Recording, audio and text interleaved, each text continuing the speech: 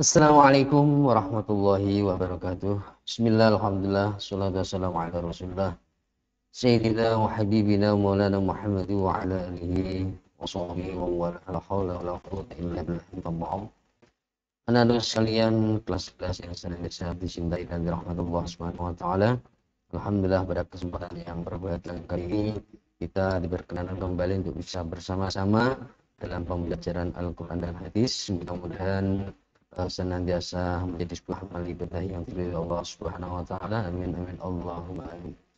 Anak sekalian, untuk kali ini kita akan berbicara tentang bab 7, berkompetisi dalam kebaikan. Silakan anak-anak bisa buka buku anak-anak pada bab 7. Sebelum kita berlanjut, marilah terlebih dahulu kita tidak lupa memanjatkan rasa syukur kita kepada Allah Subhanahu wa taala yang telah melimpahkan nikmat taufik hidayah kepada kita, dan untuk itu marilah kita berdoa terlebih dahulu. Mudah-mudahan pembelajaran kita senantiasa diberikan kemudahan dan kelancaran oleh Allah Subhanahu wa taala sehingga kita benar mendapatkan ilmu yang berkah manfaat di dunia wa dunya wal akhirah. Amin amin Allahumma amin. Al-Fatihah. A'udzu billahi minasyaitonir rajim. Bismillahirrahmanirrahim. Alhamdulillahirabbil alamin arrahmanir rahim maliki yaumiddin. Iyyaka na'budu wa iyyaka nasta'in. Ghairil maghdubi 'alaihim waladdallin. Baiklah anak-anak sekalian, kita lanjut pada materi kita, yaitu pada bab 7, berkompetisi dalam kebaikan. Kita perhatikan pada sebuah peta konsep di mana di situ tertulis bahwa kompetisi dalam kebaikan ini memahami Quran surat Al-Baqarah ayat 148 untuk yang pertama. Kemudian kita lanjut pada memahami Quran surat Al-Fatihah ayat 32. Kemudian juga tidak lupa ada memahami Quran surat Nahl ayat 97. Dilanjutkan dengan hadis tentang kompetisi dalam kebaikan dan berbicara tentang perilaku kompetisi dalam kebaikan. Selanjutnya anak-anak sekalian, kita akan tujuan pembelajaran dulu. Yang pertama, bahwa peserta ini dapat mendemonstrasikan hafalan Quran surat Baqarah 148, Quran surat Fatir 32, Nahl 97 dan hadis tentang kompetisi kebaikan. Jadi tujuan pembelajaran kita anak-anak tidak hanya sedang membaca, tapi juga bisa mendemonstrasikan hafalannya ya. Yang kedua, peserta dapat menyebutkan makna mufradat. Ketiga, peserta dapat menganalisis kandungan Quran surat Baqarah, kemudian surat Fatir 32, dan juga hadis tentang kompetisi dalam kebaikan. Dan yang terakhir, peserta didik dapat menunjukkan perilaku kompetisi dalam kebaikan. Artinya anak-anak bisa menunjukkan sebuah sikap sehari-hari sebagai orang yang mengamalkan daripada Quran surat Baqarah tersebut, yaitu mengamalkan kegiatan kompetisi dalam kebaikan dalam kehidupan anak-anak sehari-hari ya. Selanjutnya langsung saja di situ kita akan merenung terlebih dahulu ya anak-anak, bahwa memang seorang muslim sejati itu harus senantiasa berlomba-lomba dalam ketaatan dan selalu bersegera dalam kebaikan. Artinya dalam kebaikan kita jangan suka menunda-nunda, harus berlomba dan berkompetisi. Seperti mengerjakan tugas kita pada Allah Subhanahu wa taala maupun tugas kita sebagai seorang siswa, kita harus senantiasa berkompetisi dan jangan selalu menunda besok, jangan, tapi ketika ada kesempatan segera. Nah, ini. Selanjutnya di situ ada sebuah gambar, silakan anak amati dan anak perhatikan bahwa di situ terlihat bahwa ada kelompok satu, mereka mengerjakan tugasnya sebagai seorang siswa. Ada juga gambar 2, di situ masyarakat sedang bersama-sama bergotong royong bekerja sama.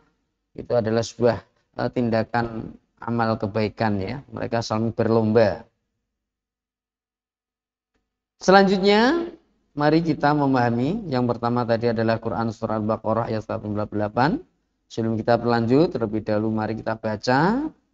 Anak-anak dengarkan dulu biar saya yang akan bacakan dulu ya anak-anak ya. Surat Al-Baqarah ayat 148 tentang berkompetisi dalam kebaikan. A'udzu billahi minasyaitonir rajim. Bismillahirrahmanirrahim.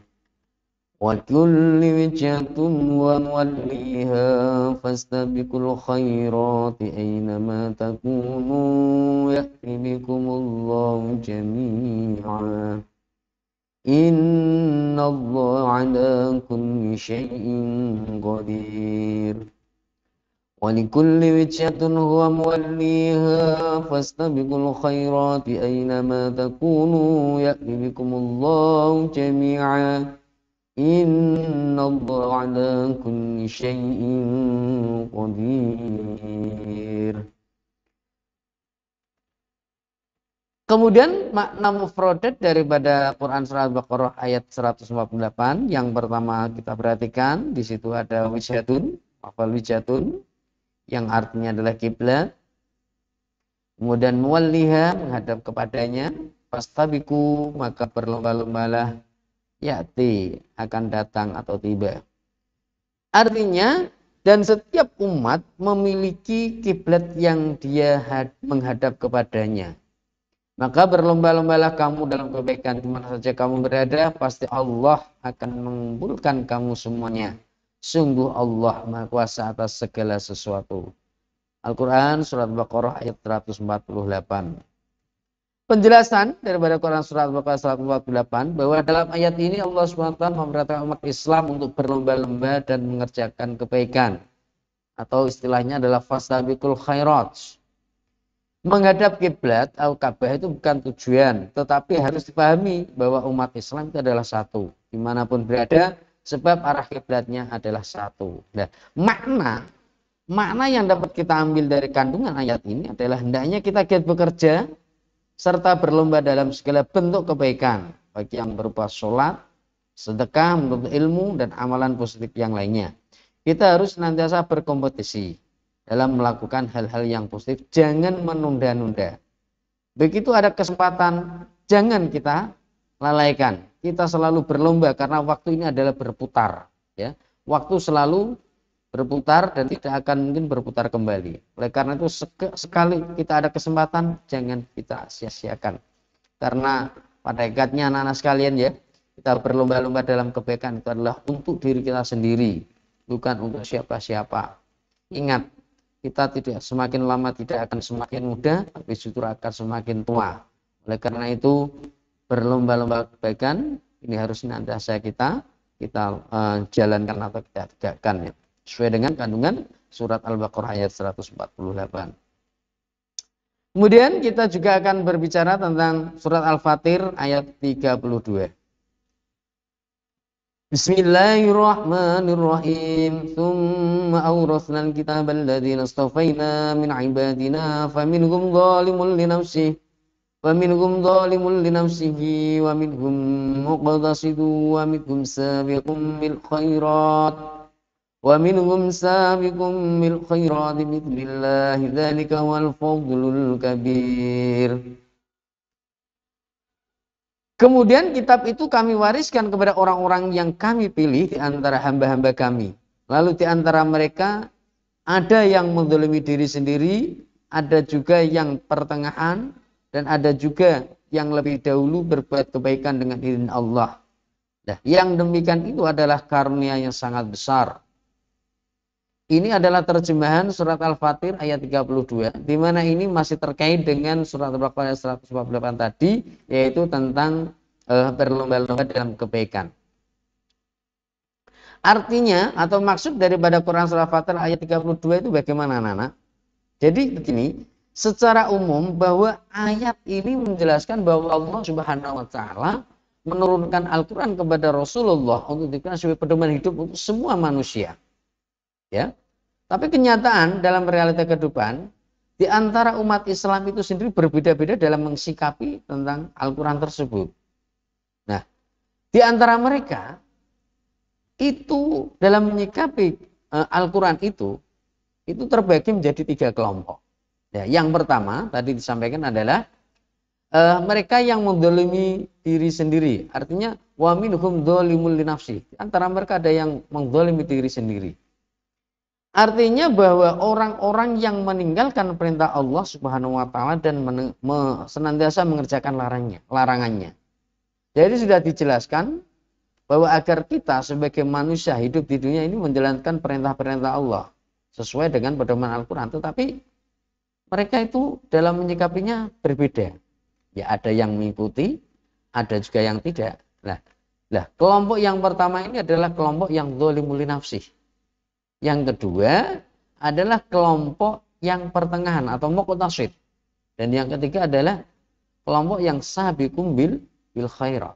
Nah, yang zalimul nafsi itu yang bagaimana? Mereka menzalimi diri sendiri, artinya dia tidak mengerjakan perintah Allah, tapi justru senantiasa melanggar daripada perintah-perintah Allah. Mereka justru lebih banyak bermaksiat kepada Allah. Ini artinya menzalimi diri sendiri atau zalimul nafsi. Nah, yang kedua tadi adalah muqtasid, golongan yang pertengahan, yaitu melaksanakan kewajiban Allah dan juga menjauhi larangannya, tetapi juga terkadang meninggalkan perkara yang disunahkan dan melakukan perkara yang dimakruhkan. Jadi ya taat pada Allah, tapi kadang-kadang juga melanggar terhadap larangan-larangan Allah. Itu kelompok yang muqtasid atau yang kelompok yang kedua. Kemudian yang ketiga ada juga yaitu sabiqum bil khairat. Mereka selalu berlomba dalam kebaikan, selalu meningkatkan grafik keimanan dan ketakwaannya kepada Allah Subhanahu wa taala. Jadi selalu naik. Artinya senantiasa mengerjakan perintah-perintah Allah. Nah, ini golongan yang ketiga. Nah, inilah yang dikatakanlah fadlul kabir, menerima anugerah yang sangat besar dari Allah Subhanahu wa taala. Jadi anak-anak sekalian, bahwa kita hidup di dunia ini, selagi kita ada kesempatan, jangan menunda-nunda kebaikan, dan kita jadilah orang-orang yang sabiqum bil khairat. Jangan sampai menjadi yang zalimul nafsi. Jadi senantiasa jadikan diri kita adalah sabiqum bil khairat. Begitu ya anak-anak ya. Berikutnya kita akan berlanjut bicara dalam sebuah hadis yang diriwayatkan oleh Imam Muslim, bahwa disampaikan an Nabi radhiyallahu anhu anna Rasulullah sallallahu alaihi wasallam qala badiru bil a'malis sholihati fasatakunu fitanun kaqita'il lailil mudlim yusbihu ar-rajulu mu'minan wa yumsi kafiran wa yumsi mu'minan wa yusbihu kafiran yabi'u dinahu bi'aradin minad dunya. Rawahu Muslim. Arti kosakata bahwa lafaz badiru, bertaubatlah atau bersegeralah, al-a'mali amal, fitanu fitnah, kaqita'in seperti potongan, yusbihu pagi, wa yumsi sore, yabi'u menjual, fa'arudin perhiasan. Artinya bersegeralah kalian beramal soleh sebelum kedatangan fitnah atau ujian seperti potongan malam. Seorang di pagi hari malam keadaan beriman atau mukmin, namun di sore harinya menjadi kafir. Dan ada yang di sore hari dalam keadaan beriman, namun di pagi hari menjadi kafir. Dia menjual agamanya dengan perhiasan dunia. A'udzubillah min dzalik. Ini jangan sampai anak-anak ya. Jadi kita dianjurkan oleh Rasulullah, ini penjelasannya, ya anak-anak ya.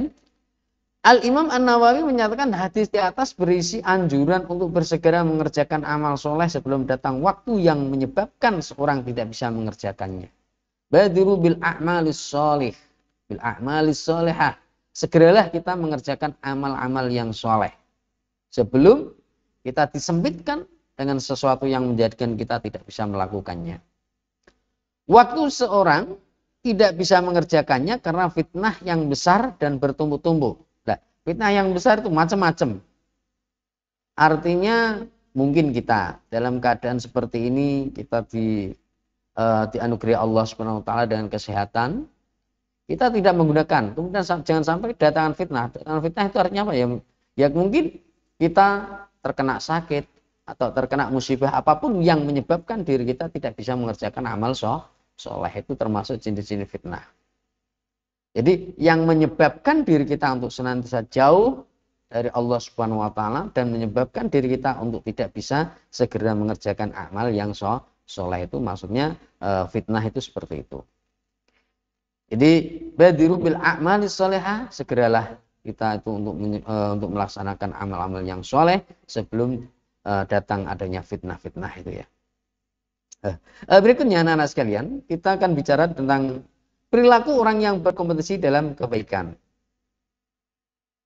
Kita tadi bicara tentang surat Al-Baqarah 148, ada juga surat Al-Fatir dan juga ada hadis. Nah ini ada sikap dan perilaku yang dapat diterapkan sebagai penghayatan dari Quran surat Al-Baqarah ayat 148 berikut. Yang pertama, Senantiasa giat bekerja dalam segala bentuk kebaikan berupa sholat, bersedekah, berilmu, dan amalan-amalan positif yang lain. Jadi walikulli wijatin wa fastabil khairat, ini antara lain adalah senantiasa bekerja dalam segala bentuk kebaikan, baik yang bernilai ibadah mahdhah maupun yang ghairu mahdhah. Yang kedua, selalu meyakini bahwa semua yang kita lakukan dalam pengasahan Allah SWT dan kelak kita dimintai pertanggungjawaban. Kemudian sikap dan perilaku yang dapat diterapkan sebagai penghayatan dari surah Al-Fatihah ayat 32 adalah berikut. Yang pertama yaitu bertindak tidak menzalimi diri sendiri. Yang kedua, selalu melaksanakan semua perintah Allah SWT dan meninggalkan larangannya. Dan yang ketiga, membiasakan diri untuk selalu berlomba dalam kebaikan. Kemudian ada juga sikap dan perilaku yang dapat diterapkan sebagai penghayatan Quran surah An-Nahl ayat 97. Anak-anak bisa lihat di buku anak-anak tadi, ya. Walaupun tadi kita belum membahasnya, tapi di dalam buku bisa anak-anak perhatikan. Yang pertama yaitu berusaha untuk hidup sejahtera dengan rezeki yang halal dan baik. Yang kedua, hidup penuh dengan qanaah, menerima dengan lapang dada segala perintah, segala pemberian dari Allah Subhanahu wa taala. Sedangkan yang selanjutnya itu sikap dan perilaku yang dapat diterapkan sebagai penghayatan dari sebuah hadis tadi yang diriwayatkan oleh Imam Muslim. Yang pertama, selalu bersegera untuk bertaubat, minta ampunan kepada Allah Subhanahu wa taala setelah melakukan sebuah kesalahan. Kemudian yang kedua, senantiasa melakukan amal soleh seperti menyambung silaturahmi, bersedekah, dan amal kebaikan lainnya. Itu anak-anak sekalian adalah sebuah perilaku yang bisa mungkin kita terapkan dalam kehidupan sehari-hari sebagai sebuah pengamalan daripada surah Al-Baqarah ayat 148, kemudian surah Al-Fatihah ayat 32, dan juga hadis tentang berkompetisi dalam kebaikan. Di antaranya ada beberapa hal yang mungkin bisa kita lakukan dalam kehidupan sehari-hari. Anak-anak sekalian, kiranya hanya ini yang bisa saya sampaikan terkait dengan berlomba-lomba dalam kebaikan pada bab ini. Tentu anak-anak sekalian, atas yang saya sampaikan banyak sekali kekurangannya. Atas semuanya itu saya mohon maaf yang sebesar-besarnya, dan saya berdoa mudah-mudahan kita semua sehat berkesehatan, anak-anak senantiasa semangat untuk belajar sehingga anak-anak bisa mendapatkan ilmu yang berkah manfaat baik di dunia maupun di akhirat, bisa dijadikan bekal kehidupan bermasyarakat. Amin amin Allahumma amin. Sekali lagi mohon maaf segala kekurangannya. Terima kasih atas segala perhatian dari anak-anak sekalian. Mohon maaf. Allahumma fiqlah qantarik. Assalamualaikum warahmatullahi wabarakatuh.